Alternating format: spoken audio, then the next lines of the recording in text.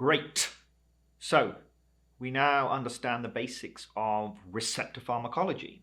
So a receptor has a ligand binding site on the extracellular domain on the outside of the cell.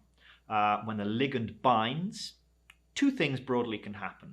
Either it causes the ligand binding site to change shape, distorts it, causes a conformational change in the protein, which is transmitted through the protein into causing a change in the conformation of the intracellular domain, which allows the intracellular domain to then interact with other proteins normally inside the cell. So that is the basic mechanism of information transmission. So, for example, with a serotonin receptor, which we haven't looked at yet, serotonin would be the ligand which would bind to the extracellular ligand binding site, the serotonin binding site on the serotonin receptor, which would cause specific changes in the receptor. We called this type of action agonism, or an agonist. So a ligand that activates the receptor in this way is called an agonist. We also looked at antagonists, which bind to the receptor but don't cause any effect and essentially simply block the receptor. So let's have a look at an actual real world example of this. So here we have, so this is from Scientific Report. You can look at the paper if you like.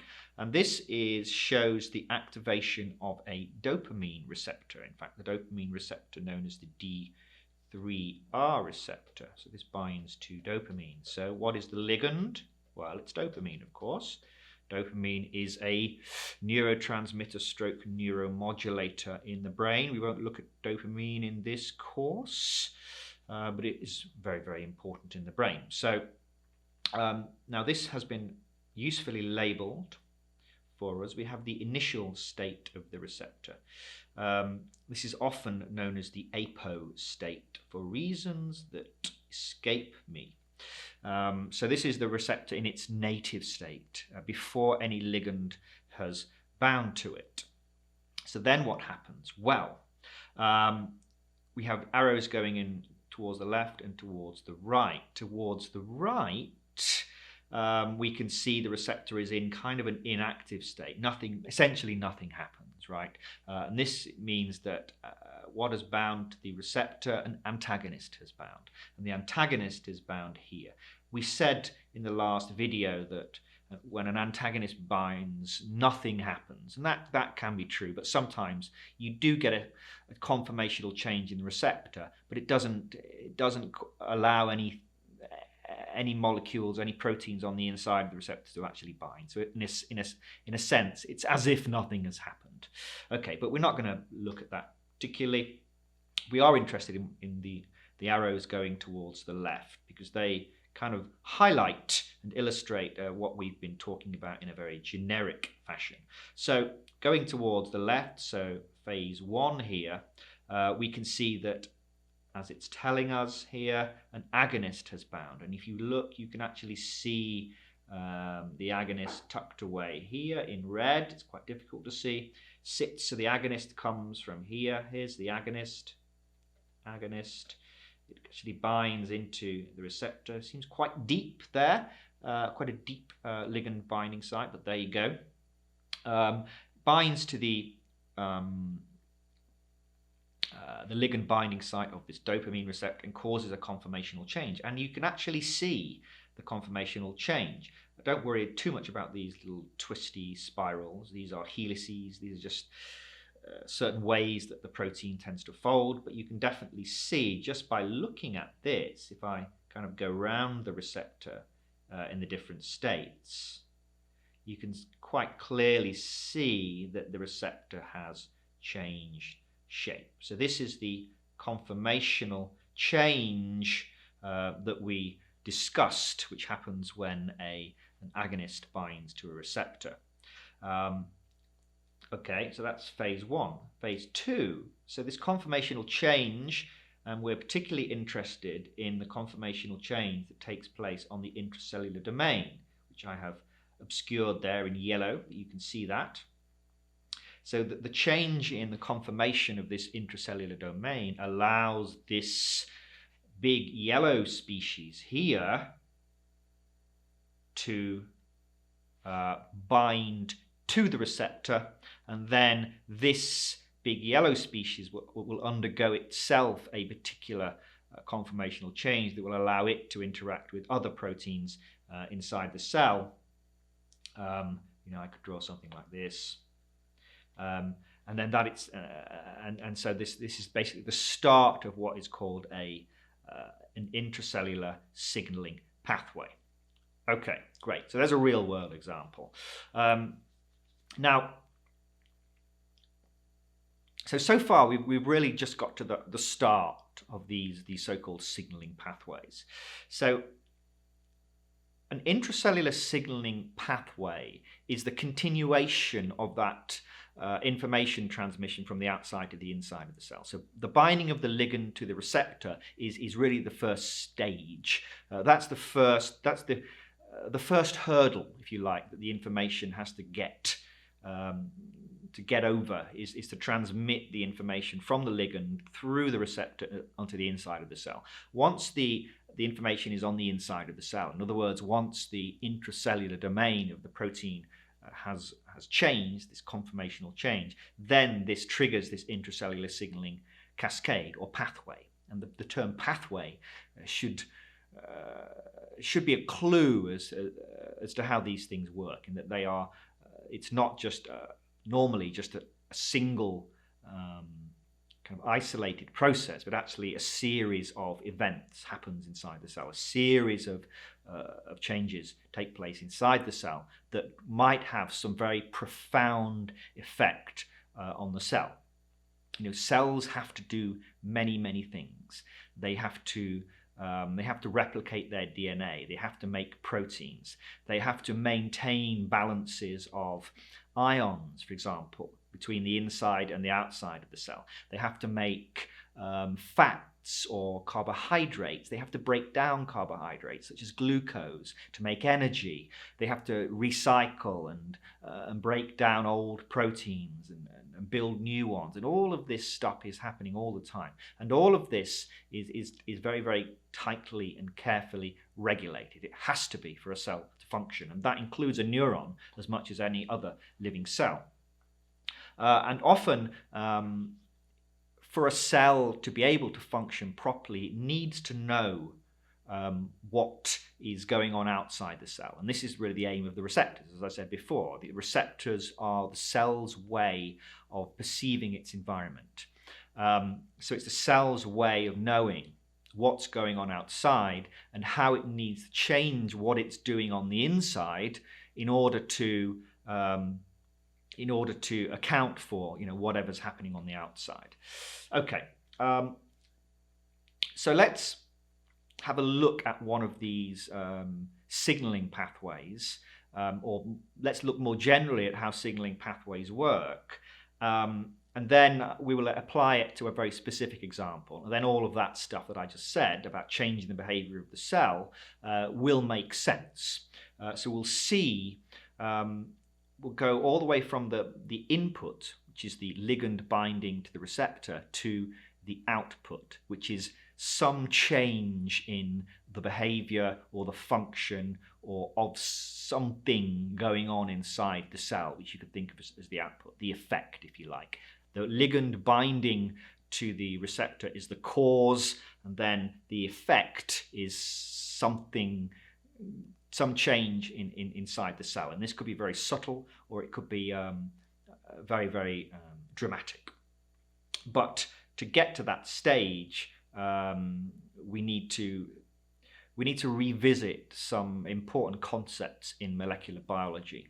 And first of all, we need to think about enzymes. Now, again, enzymes, man. I told you at the start of Unit 1 that you should have an idea of what an enzyme is. If you don't know what an enzyme is, you will struggle. However, I'm going to very, very, very briefly, won't do any harm, I don't think, to go over enzymes and just talk a little bit about, remind ourselves how they work, because I think it will be useful. Okay, so let's have a look at an enzyme. So what is an enzyme? We know an enzyme is a protein, and it has a number of features. So an enzyme, normally it's a protein, it has this weird feature like this. This is an enzyme, looks like Pac-Man. Normally they look like Pac-Man when you see them. In reality, they look very little like Pac-Man. But anyway, this is the enzyme. Of course, it's a protein, has a very specific shape. And this part of the enzyme is what? This is the active site.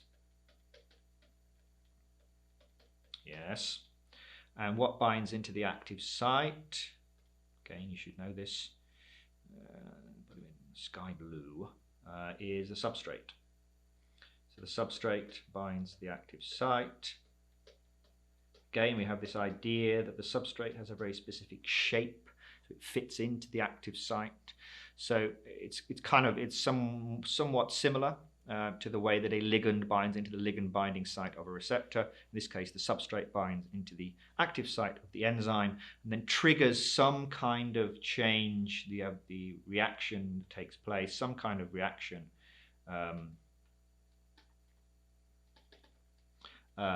which releases the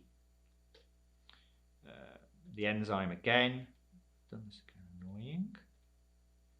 Releases the enzyme in its original state. Remember, an enzyme is a biological catalyst. It is not changed in the process, and releases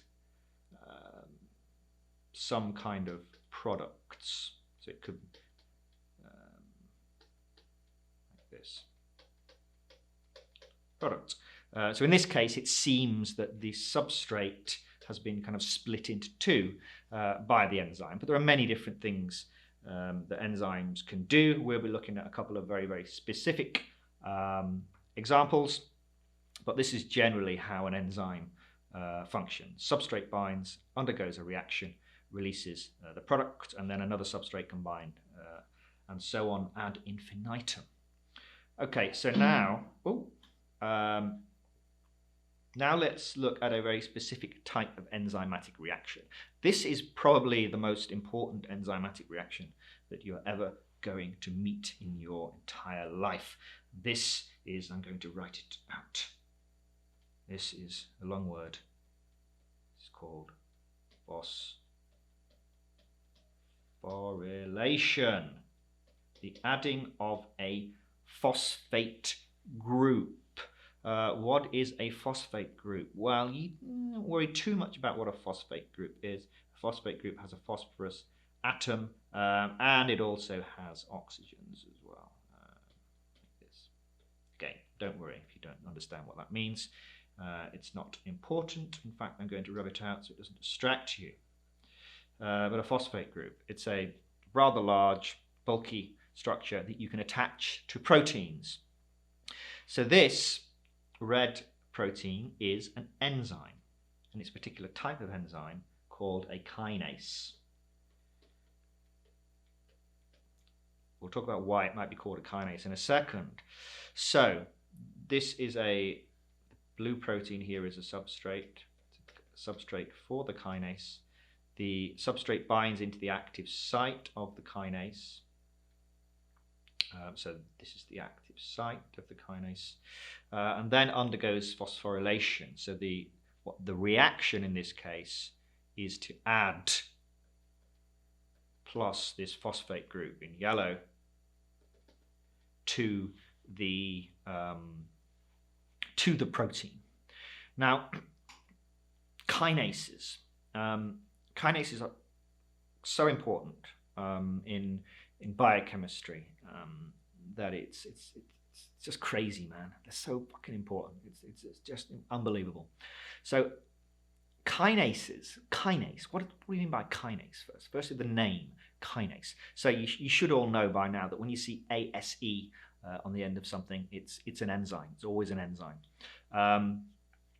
In biochemistry, anyway. And kinase refers to, or you could think it referring to like kinetics or kinetic energy, right? Giving something a kick. A kinase normally activates a protein, and it activates that protein by phosphorylating it, by adding in a very specific location one or more, sometimes, phosphate groups. And what these phosphate groups do is, they're quite large. They have charge. They generally contain negative charge, in fact, and they by attaching this big phosphate group to the protein, it causes the protein to distort. It distorts the protein. It causes its conformation to change. Just like when a ligand binds to the ligand binding site of a receptor, we saw that causes the receptor to twist out of shape. Now that change in the shape of the receptor only lasts as long as the ligand is bound to the receptor. It might be a long time. It might be very, very brief. You might binds and then goes again, then binds and goes again. If you want to trigger a more long-term change in the shape of a protein, you can actually phosphorylate it. You can chemically modifying it by adding this phosphate group. And adding the phosphate group, because it's a large charge group, will tend to distort the protein. And what that can sometimes do is actually expose the active site of a protein. So often many enzymes are not active all the time, and they need to be activated. And so when I say they're not active all the time, they often exist in an inactive state, and they are inactive simply because their normal natural shape means that the active site is it's closed up, it's the wrong shape, it's just not in the right shape to allow any substrate to bind. And when you phosphorylate the enzyme, you actually open up the active site, you distort the shape of the protein, you open up the active site, substrate can bind. Now the enzyme is active, and it will be active as long as that phosphate group is there. So in this particular example, I tried to illustrate it here. You can actually see here is kind of where the active site should be, but it's closed up. And then once the phosphate group is attached by the kinase, it's activated, and now some other substrate can then bind into the active site. So that is phosphorylation by kinases. Super, super, super, super, super important. Now let's look at the opposite. So I said that the phosphorylated enzyme, the enzyme with the phosphate group attached, will be active as long as the phosphate group is attached. Now, if you want to deactivate the enzyme again, then you can use another enzyme. This is called, get to it, this is called, I should write it out, super important, a phosphatase. It's an enzyme, an ACE, that acts at a phosphate group. So we can see same kind of scheme. Here is our phosphatase, here.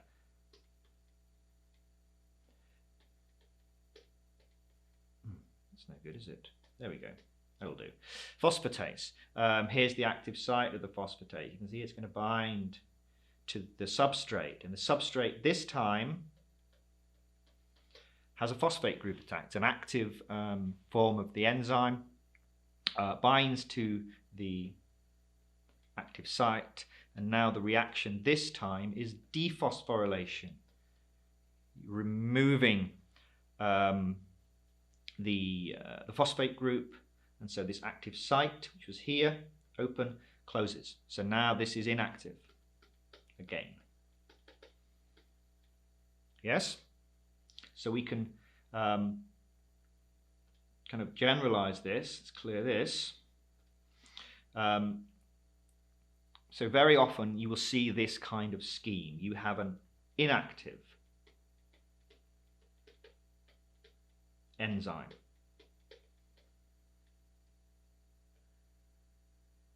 A kinase acts, adds this phosphate group to form the active form of the enzyme, and then the phosphatase removes the phosphate and inactivates it. So what this gives you is control. You don't have to have, just because you have an enzyme doesn't mean you have to be using it, doesn't mean it has to be doing its thing, doing its reactions all the time. You can switch them on using a kinase, or you can switch them on using a phosphatase. Now, in some cases, confusingly, it's the other way around. So sometimes when you remove a phosphate, so some enzymes are, when they're inactive, they normally have a phosphate group attached, and then removing the phosphate group causes this conformational change, actually activates it, and then a kinase comes and rephosphorylates it, adds a phosphate group, and actually inactivates it. So you also have the opposite, but it's the same principle again. The idea that adding a phosphate group changes the conformation. It distorts the protein and either opens up the active site, or in some cases actually closes up the active site. So this is a really important principle. So what you will often see is something like this, where you have some protein or some kind of protein written out, and it will be given some kind of name. We will call it K. Right, here's a clue. And often there will be an arrow to something else, which we will call anything, A. And what this normally means is that K is activating A. So K is very often, not always, a kinase. What that means is that A can exist in an inactive form, and it can go to an active form, and that K is the kinase that's actually doing the phosphorylation to activate A, basically. So this is often what these arrows mean that you will see in these signaling diagrams. Okay, good. So that's the basics of a little bit more about receptor pharmacology and the idea that receptors, that proteins can be activated or inactivated by phosphorylation and dephosphorylation. We're going to go a little bit further with this in the next video, so see you then.